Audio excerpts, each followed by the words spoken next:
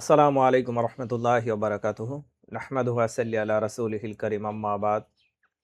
সমস্ত প্রশংসা আল্লাহ তাআলার, যিনি আমাদেরকে সৃষ্টি করেছেন এবং হেদায়েত দিয়েছেন এবং জীবন দিয়ে এখন পর্যন্ত হায়াত দিয়ে দুনিয়ার জমিনে টিকিয়ে রেখেছেন। এবং দুরূদ ও সালাম আমাদের সেই নবীর প্রতি যাকে আল্লাহ হেদায়েত স্বরূপ দুনিয়াতে পাঠিয়েছিলেন, সেই প্রিয় নবী হযরত মুহাম্মদ সাল্লাল্লাহু আলাইহি ওয়াসাল্লামের প্রতি। ইন্নাল্লাহা মাআস সাবিরিন, নিশ্চয়ই আল্লাহ ধৈর্যশীলের সঙ্গে আছেন। সূরা বাকারার একটা আয়াত। তো ইনশাআল্লাহ ধৈর্য ধরে আজকে আমাদের লেকচারটা একটু দেখবেন কষ্ট করে। আজকে আমাদের লেকচারের বিষয় আপনার স্ক্রিনে দেখতে পাচ্ছেন, মানুষ কেন ভ্রান্ত হয়। এলেমের অভাব এবং কোরআন হাদিসের আলোকের একটা সমাধান আমরা সাজিয়ে একটা পোস্ট করেছি ইনশাআল্লাহ। এটা নিয়ে আলোচনা করব। আলোচনার মুখ্য উদ্দেশ্য হলো যে বর্তমান মানুষ নিজেদেরকে একটু বেশি এলেমওয়ালা মনে করে এবং আমরা নিজেদেরকে শিক্ষিত মনে করি যে আমরা শিক্ষিত, খুব ভালো বুঝি। পক্ষান্তরে আহলে কুরআন, হিজবুত তাওহীদ এরকম ফিতনাবাজ যারা আছে, যুক্তি দিয়ে মানুষকে ভ্রান্ত করে ফেলতেছে। কোরআনের একটা আয়াতের যুক্তি দিয়ে ফেলতেছে আরেকটার ক্ষেত্রে। যেরকম সূরা আলে ইমরানের ৭ নম্বর আয়াতে আল্লাহ স্পষ্টভাবে বলে দিয়েছে যে এখানে কিছু আয়াত আছে যেগুলা মানে সুন্দরভাবে বোঝার জন্য, আর কিছু রূপক অর্থে। যাদের অন্তরে বক্রতা আছে তারা কি করে এটা নিয়ে মানুষকে ভ্রান্ত করবে। তো সূরা আলে ইমরানের এই আয়াতটাও যদি মানুষ জানতো, তাহলে এদের অন্ততপক্ষে খপ্পর থেকে বেঁচে যেত। তো মানুষ আসলে এলেমের অভাবে সবসময় ভ্রান্ত হয়।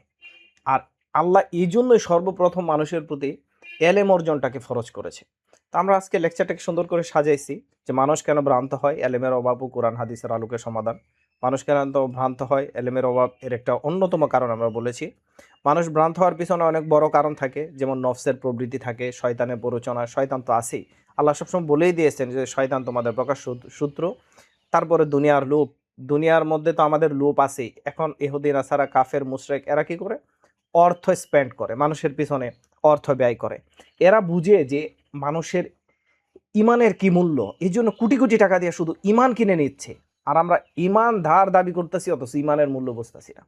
এলেমের সঠিক জ্ঞান না থাকার কারণে মানুষ না জেনে অনেক কথাই আরেকজনের কাছ থেকে কি করে, একটা যুক্তি দিলে সে মনে করে হ্যাঁ এটা তো ঠিকই বলছে, ঠিকই বলছে। কিন্তু কথার প্রেক্ষাপট বুঝতে হয়। একই প্রেক্ষাপটে একই অর্থ আরেক জায়গায় আরেক রকম হয়। একজন ব্যক্তি দিয়ে যদি আমি আপনাকে উদাহরণ দিই, একজন ব্যক্তির দেখবেন অন্ততপক্ষে ৮-১০টার উপরে সম্পর্ক থাকে। সে কারো ভাই, কারো মামা, কারো শালা, কারো দুলাভাই, কারো বোন জামাই, কারো মেয়ের জামাই, কারো কোনো সন্তানের পিতা, কোনো পিতামাতার সন্তান। এরকম একই ব্যক্তি কিন্তু সম্পর্ক অনেক। ঠিক এরকম একই শব্দ অনেক ক্ষেত্রে আয়াতের প্রেক্ষাপট অনুযায়ী একটু একটু অর্থ কি বুঝাইছে সেটা আলেম থেকে বোঝা দরকার। আমাদেরকে আজকে এই আহলে কোরআনের লোকজন কি করে, একটা এই ব্যাখ্যা দিয়ে দেয়, একটা ধারণা দিয়ে দেয়, আমরা সেটাকে সঠিক মনে করি। তাদের ধারণা সম্পর্কে বা তাদের যুক্তি সম্পর্কে আমি লেকচারের লাস্টে আলোচনা করব। কোরআনে দেখেন আল্লাহ কি বলছে, না জেনে কোনো কিছু অনুসরণ না করার নির্দেশ যে আল্লাহ দিছে। আল্লাহ তাআলা বলেন যে বিষয়ে জ্ঞান নেই তার পিছনে ছোটার নির্দেশ না করেছেন, না ছোটার নির্দেশ দিয়েছেন। কান, চোখ ও অন্তর সম্পর্কে কিয়ামতের দিন জিজ্ঞেস করা হবে। সূরা বনী ইসরাঈলের ৩৬ নম্বর আয়াতে। জ্ঞানী এবং অজ্ঞ কখনো সমান হয় না, এটাও আল্লাহ বলেছেন। আল্লাহ বলেন যারা জানে আর যারা জানে না তারা কি সমান হতে পারে? বুদ্ধিমানরাই কেবল উপদেশ গ্রহণ করে। সূরা আজ-জুমারের ৯ নম্বর আয়াতে আল্লাহ এই কথা বলেছেন। না জেনে আল্লাহর ব্যাপারে বিতর্ক করা। কিছু মানুষ কোনো জ্ঞান, হেদায়াত, আলোকিত কিতাব ছাড়াই আল্লাহর ব্যাপারে বিতর্ক করে। সূরা আল হাজ আয়াত ৮ নম্বর। তারপর জ্ঞান ছাড়া প্রবৃত্তির অনুসরণ ও পথভ্রষ্টতার কারণ। অনেকেই কোনো জ্ঞান ছাড়াই নিজেদের নিজেদের প্রবৃত্তি দিয়ে মানুষকে পথভ্রষ্ট করে। সূরা আল আনআম।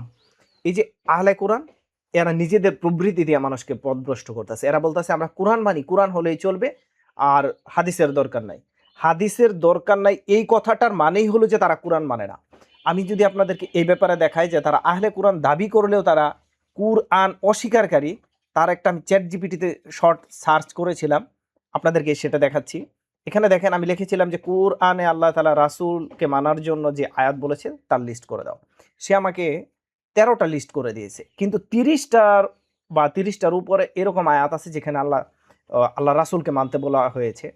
তো আপনি কোরআন মানলেই চলবে, হাদিস মানার দরকার নাই বলতেছেন, অথচ কোরআনের ভিতরে আল্লাহ বলছে তোমরা আমাকে মানো এবং আমার রাসূলকে মানো। তোমরা আমার রাসূলকে অনুসরণ করো, রাসূলের কথা মানো, এই ধরনের কথাগুলো আল্লাহ বারবার বলে দিল। তা আপনি আবার বলতেছেন আমি আহলে কুরআন, কুরআন মানি, হাদিস মানি না। তা আপনি কুরআনের তো 30টা আয়াতই অস্বীকার করতেছেন, তাহলে আপনি আহলে কুরআন হলেন কি করে? আপনি তো কুরআন অস্বীকারী। আর জেনারেল মানুষ কুরআনের এই 30টা আয়াত তো দূরের কথা, অনেকে হয়তো একটা আয়াতও জানে না। তো যখন জানে না তখন তারা যুক্তি দিয়ে বলে, তখন মানুষ মনে করে হ্যাঁ সে তো সত্য বলেছে, ঠিকই বলেছে, কারণ সে তো কোরআনের ওই ওই আয়াতগুলা ব্যবহার করে যেগুলা মানে আপনাকে ভ্রান্ত করা যাবে। সূরা আল ইমরানের 7 নম্বর আয়াত দেখেন, সূরা বাকারাতে আল্লাহ বলেছে যে কিছু মানুষ থাকবে এরা কিতাব বা আয়াত বিক্রি করে দুনিয়ার ফায়দা লাভ করে কামানোর চেষ্টা করবে, কিন্তু তাদের এই ব্যবসা সফল হবে না, আল্লাহ সেটা বলেই দিয়েছে। আমি আল্লাহ যে রাসূলকে মানতে বলছে এরকম যদি কয়েকটা আয়াত পড়ি, হে ঈমানদারগণ তোমরা আল্লাহর আনুগত্য করো, রাসূলের আনুগত্য করো, এবং তোমাদের মধ্যকার সর্বকৃতিত্বশীল মানে যারা কৃতিত্বশীল, মানে এই যে আলেম উলামাদেরকে মানার একটা ইঙ্গিত এখান থেকেও বলা আছে। তারপর যে ব্যক্তি রাসূলের আনুগত্য করলো সে আল্লাহর আনুগত্য করলো। তাহলে আপনি বলতেছেন আমি আহলে কুরআন, হাদিস মানার দরকার নাই। তো এইখানে যে আল্লাহ বললো, তাহলে আপনি কিভাবে আহলে কুরআন হলেন? এই আয়াত অস্বীকার করে ফেললেন না? তাহলে তো আপনি আহলে কুরআন ধরে কথা আপনি আহলে শয়তান হয়ে গেলেন না। বলুন যদি তোমরা আল্লাহকে ভালোবাসো তবে আমার অনুসরণ করো। তাহলে এটা কাকে বলতে বলছে? আল্লাহ রাসূলকে বলতে বলছে যে তোমরা যদি আল্লাহকে ভালোবাসো তাহলে আমাকে অনুসরণ করো, আল্লাহ তোমাদের ভালোবাসবেন। তাহলে আল্লাহ আমাদেরকে ভালোবাসবেন আল্লাহ রাসূলকে অনুসরণ করলে। এটা দেখেন সূরা আলে ইমরানের 31 নম্বর আয়াতে আল্লাহ বলছে। আবার তারা বলতেছে আমরা আহলে কুরআন। তাহলে আহলে কুরআন যে এরা আহলে কুরআন না, এই আয়াতগুলো বোঝা যাচ্ছে। আমরা পরের আয়াতে যাই, সূরা আলে ইমরানের 32 নম্বর আয়াত, বলুন আল্লাহ ও রাসূলের অনুগত্য করো, তোমরা আল্লাহর আনুগত্য করো, রাসূলের আনুগত্য করো এবং সতর্ক থাকো। আমরা আল্লাহর আনুগত্য করব, রাসূলের আনুগত্য করব এবং সতর্কও থাকবো, আল্লাহ এটাও বলছে। হে ঈমানদারগণ আল্লাহ ও তার রাসূলের আনুগত্য করো, হে ঈমানদারগণ আল্লাহ ও রাসূলের ডাকে সাড়া দাও।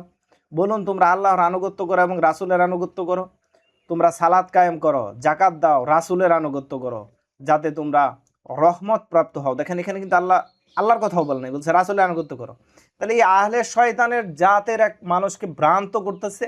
আর মানুষ জেনারেল এলেম নিয়ে মনে করতেছে যে আমি তো শিক্ষিত, অনার্স মাস্টার্স কমপ্লিট করে ফেলেছি, আমাকে ধোকা দেওয়া এত সহজ, আমার কি জ্ঞান নাই, আমি কি বুঝি না? সে তো কোরআনের আয়াত দিয়েই বলেছে। কোরআনের আয়াতের আগে পরে বুঝতে হবে, মানে বুঝতে হবে।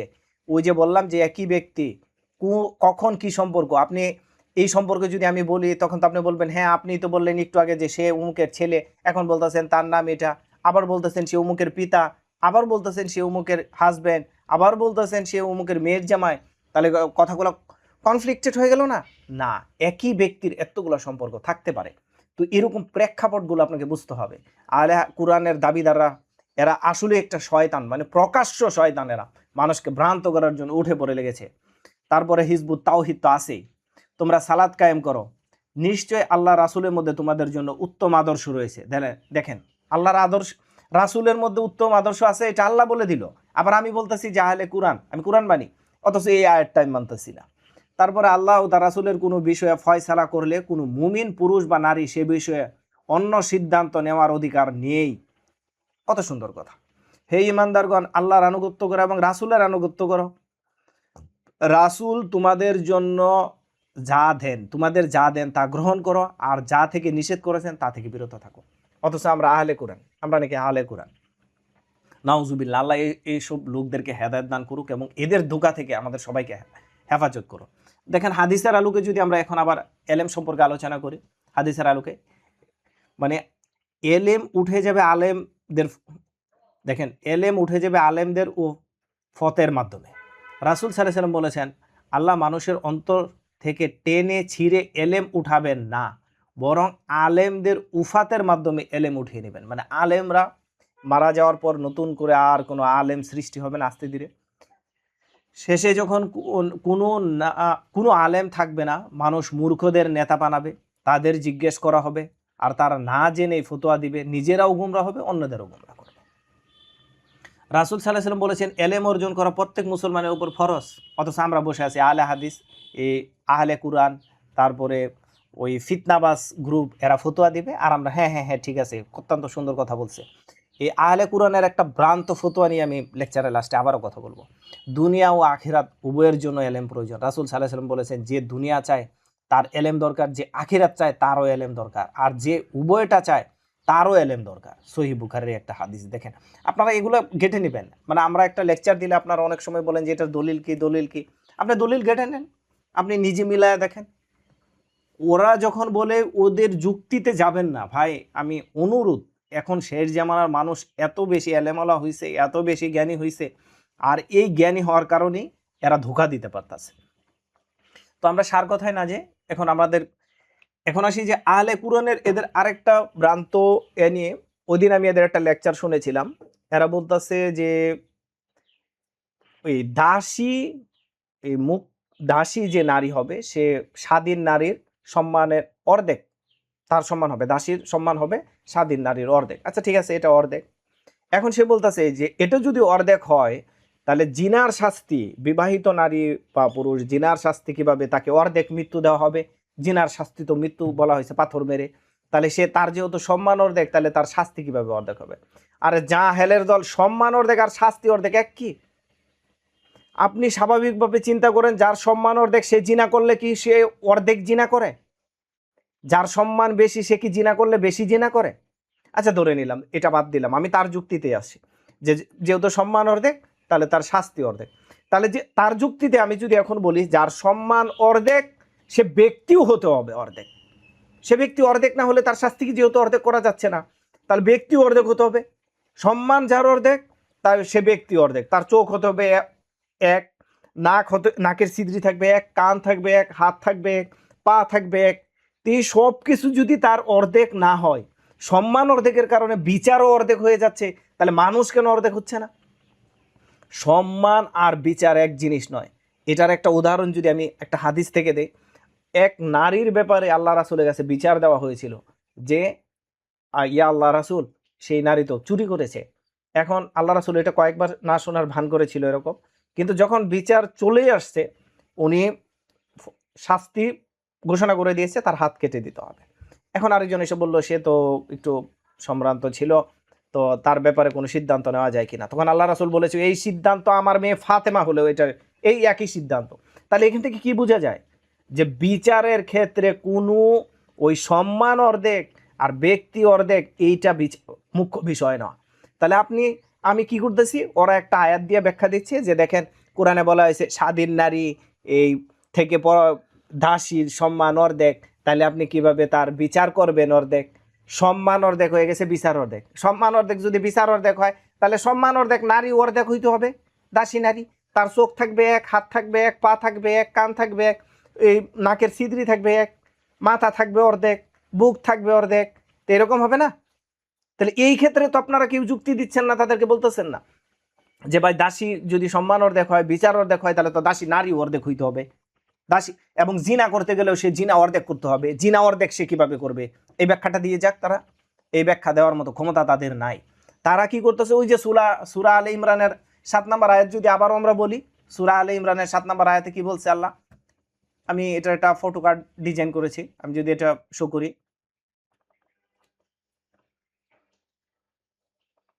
সূরা আলে ইমরানের 7 নম্বর আয়াতটার ভিতরে আল্লাহ সুন্দরভাবে বলে দিয়েছে যে কিছু লোক থাকবে এরা ভ্রান্ত করবে কোরআনের আয়াত দ্বারা।